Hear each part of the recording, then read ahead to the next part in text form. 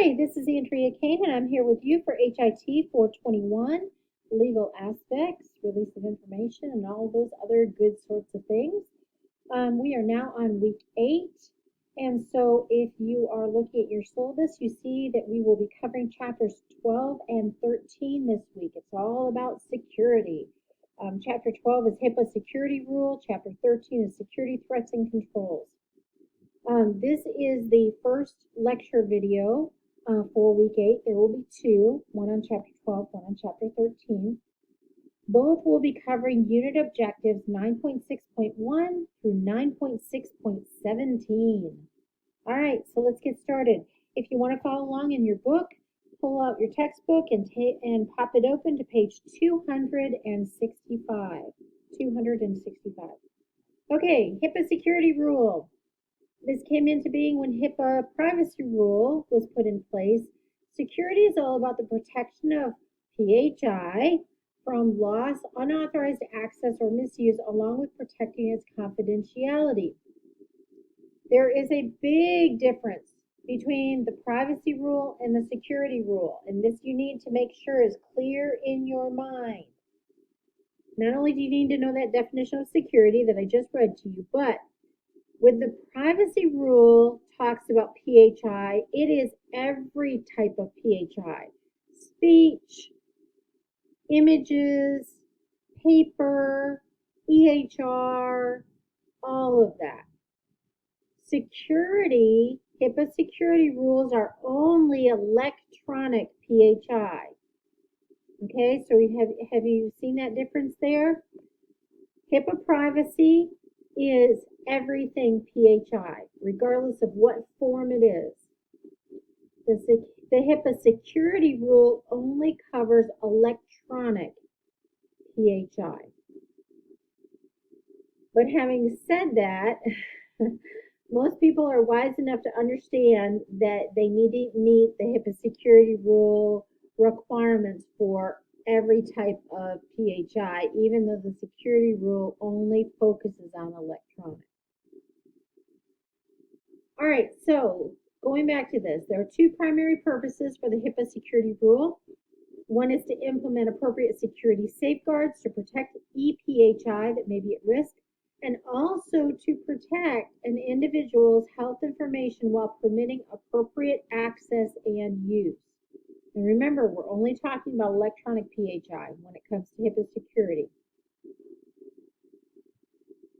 It requires covered entities to ensure integrity and confidentiality. Integrity means lack of alteration or destruction in an unauthorized manner. Confidentiality means not made available or disclosed to unauthorized persons or processes. Please make sure you know these definitions. And again, as you look at your book, you'll see these terms in bright royal blue. Make sure that you study those for your quiz, and also that you just know those, because that's what you're going to come back to. And again, if you're not sure about those terms, if you read them in your book and you're not quite sure what that means, go to the glossary at the back of your book and look it up, because the wording is just slightly different and it may help clarify whatever it is that you're not sure about. All right, so the HIPAA security rule protects ePHI that is created, maintained, transmitted, and received. It applies to covered healthcare providers, those covered entities, health plans, health clearinghouses. It also applies to business associates and their subcontractors.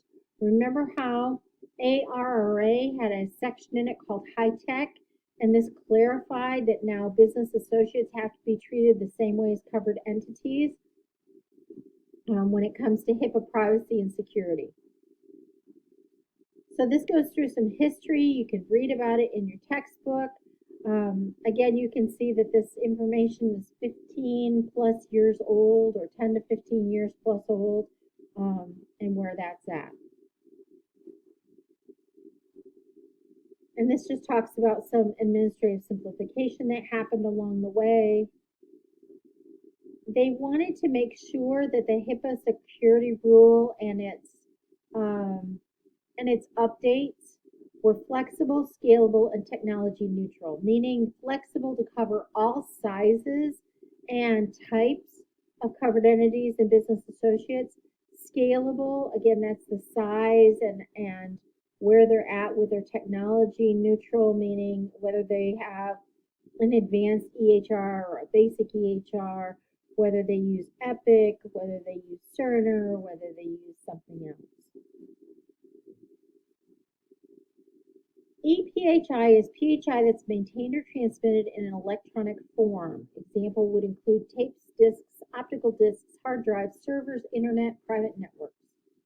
Things that are not included include voicemail messages, paper-to-paper faxes, and copy machines.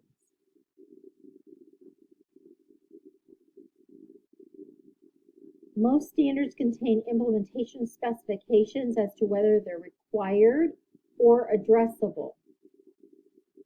So make sure you understand the difference between required and addressable.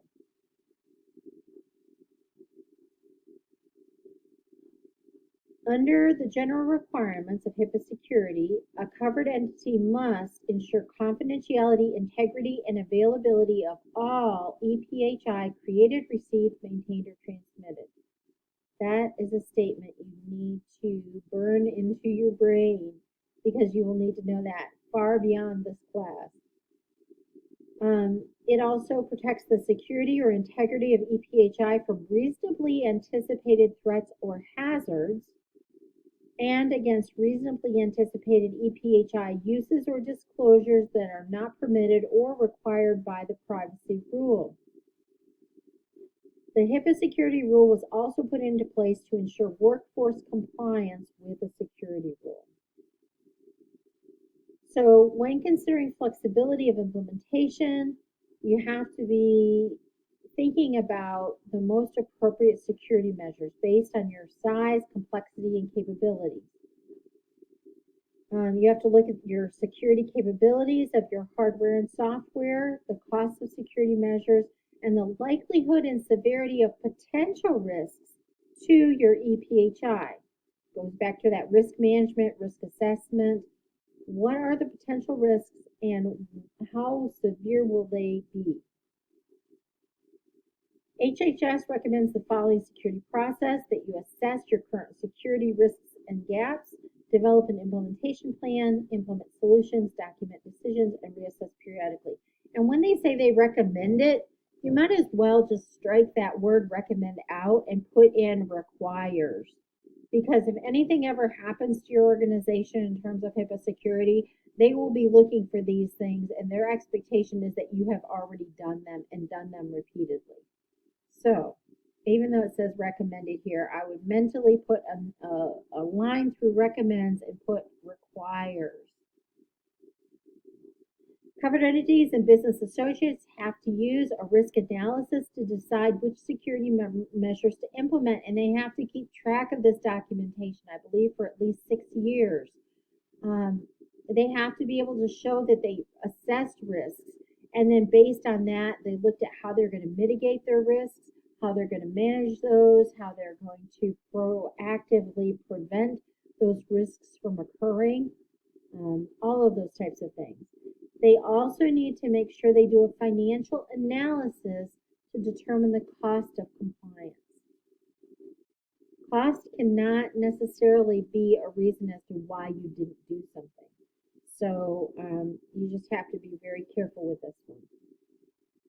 There are 5 categories of HIPAA security rule safeguards, and you need to know what these 5 are and how they work.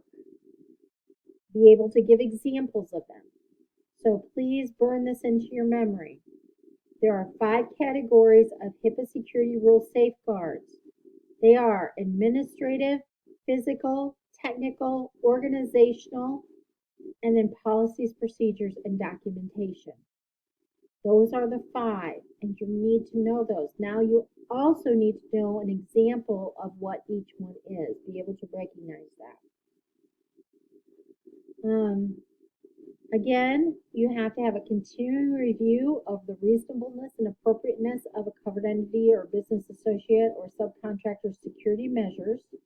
It needs to be modified as needed And you have to have updated documentation of review and modifications to prove that you've done this. And you have to maintain it, I believe, for at least 6 years. And so you have to assess those 5 areas. That's what it's talking about. Here is this requirement of an ongoing review is of all 5 of those areas. All right. So what does administrative safeguards mean? It's security management process, assigning security responsibility, looking at workforce security, information access management, security awareness training, security incident reporting, contingency plans, evaluations, business associate contracts, and other arrangements. It's what it says. It's administrative. Let's see. If we look at your book, on page 272, bottom of page 272, it starts talking about administrative safeguards. And then the book does a really great job of laying this out in a bulletin measure, and it gives you some examples, and it also shows you whether they're required or addressable, at least as it was in the original rule. So make sure that you look there for the additional information. And this just talks about, you look at risk analysis, risk management, sanction policy, information system activity review. And that you have written policies and procedures that prevent, detect, contain, and correct security violations. You have to have a security officer who is responsible and oversees all of this activity. You have to have policies and procedures that ensure appropriate access to EPHI. So for instance, authorization, supervision, clearance, and termination. You need to have policies and procedures that authorize access to, such as talking about isolating clearinghouse functions, access authorization, access establishment, and modification.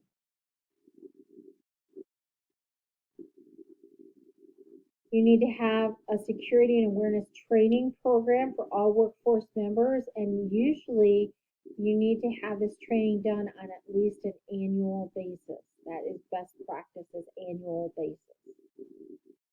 And then throughout the year, more often than once a year, you need to have security reminders. So for instance, if you find out there's a scheme for what's called phishing, P-H-I-S-H-I-N-G, phishing. If you find out that that's going on, you need to send out a reminder to all employees, letting them know that there's a phishing issue going on in the area to be aware of, that if they get an email and it has a suspicious message or link or title, not to click on the message or anything like that. Never give out their access information to anyone. Never give out passwords or any of their personal information. They need to have protection from malicious software. They need to monitor logins. Where are they happening? How often are they happening? Those types of things. And then password management. How often are individuals required to change their password? And what is the requirement for the password? It can't just be 4 characters. It needs to be more. It needs to be upper and lowercase. It needs to be numeric, alpha and numeric. It needs to sometimes have some additional characters in it. It can't be guessable. And then you want to have policies and procedures that address security incidents. What happens when you have a security incident? What happens when somebody gets into your server room that's unauthorized? What happens if you're going through your system and you identify that someone's trying to hack in or has hacked in? What do you do if an employee accidentally clicks on a link for a phishing email? All those types of things. You want to have policies and procedures for responding to an emergency or other occurrence that damages your systems. If you think about, I think it was, has it been 2 years or just 1 year from the derecho storms and how those whipped across Iowa and knocked out internet and power, um, caused physical damage, not just systems damage. And how do you plan for something like that? If someone hadn't already planned for it after that, they certainly should be for the future. That's not to say we couldn't get another round of those at some point in the future. What about fire? What about vandalism? What happens if there's another reason for a system failure? How are you going to handle all of that? And then you need to make sure that you're performing those periodic evaluations.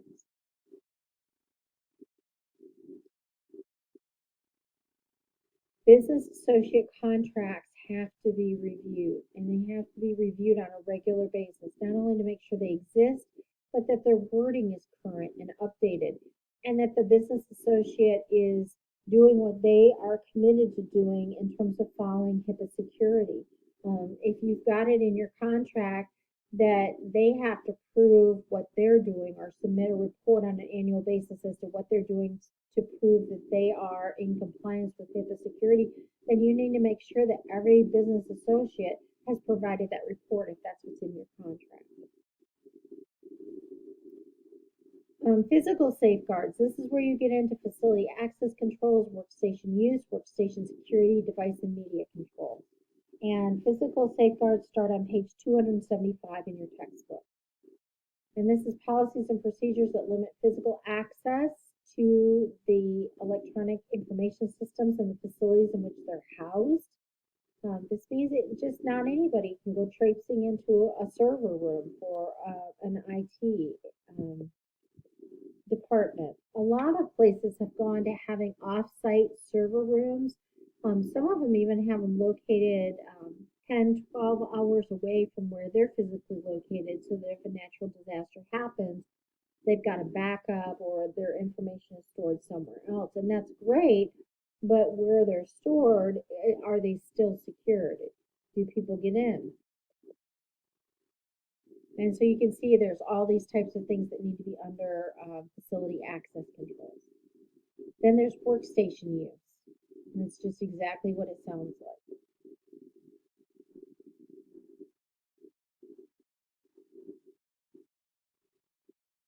And workstation security.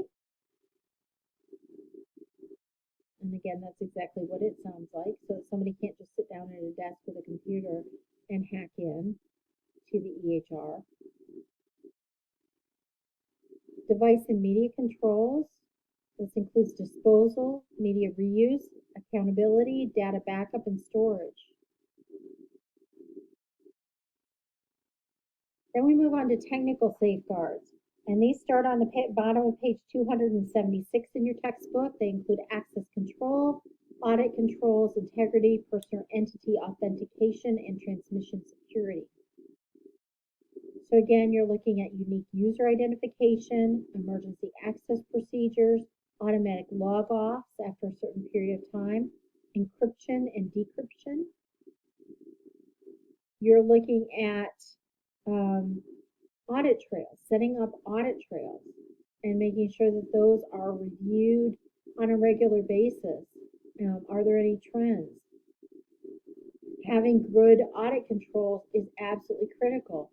For instance, if there is someone who is well known who comes to your organization, you need to go in and audit to see who accessed that and make sure that it was not inappropriate access. A good example of this is what Mayo Clinic did after George Floyd passed away. They went in and looked at their EHR into the audit trails. They identified that there were quite a few individuals who looked at his information who did not have a job-related need to know, and those individuals were sanctioned, and I believe quite a few were terminated, let go. So you have to have audit controls in place to make sure people are not just going in and taking a look at their ex, their neighbor, someone they don't like, those type, a coworker, things like that. You have to have policies and procedures to protect it from improper alteration as well as destruction. How do you make sure that your EPHI has not been altered? How do you make sure it has not been destroyed? You've got to have policies and procedures in place, and you also have to audit.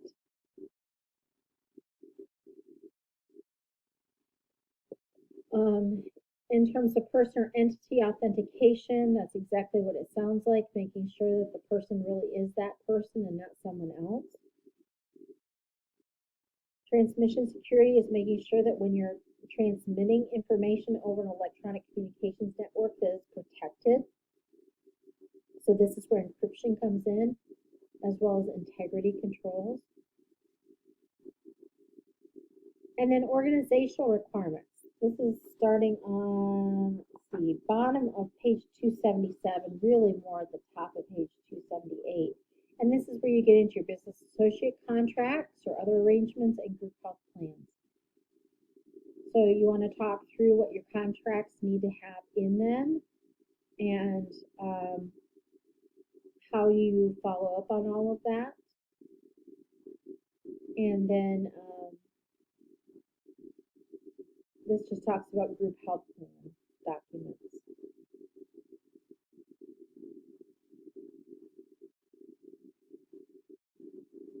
And that's on page 278 in the middle. Okay, last part that we're going to talk about, I think, here is policies, procedures, and documentation, and that's exactly what it sounds like, policies, procedures, and documentation. You want to make sure that you have those, that they comply with standards, that they have implementation specifications, that they meet the requirements of HIPAA rules. They can be changed at any time as long as the changes are documented and implemented and that you keep track of all of those. And again, you have to maintain every version of every one of these policies and procedures for at least 6 years from the date of creation or when it was last in effect, whichever is later. Please make sure you note that. They have to be readily available. So if you're being audited, you have to be able to produce them quickly and easily.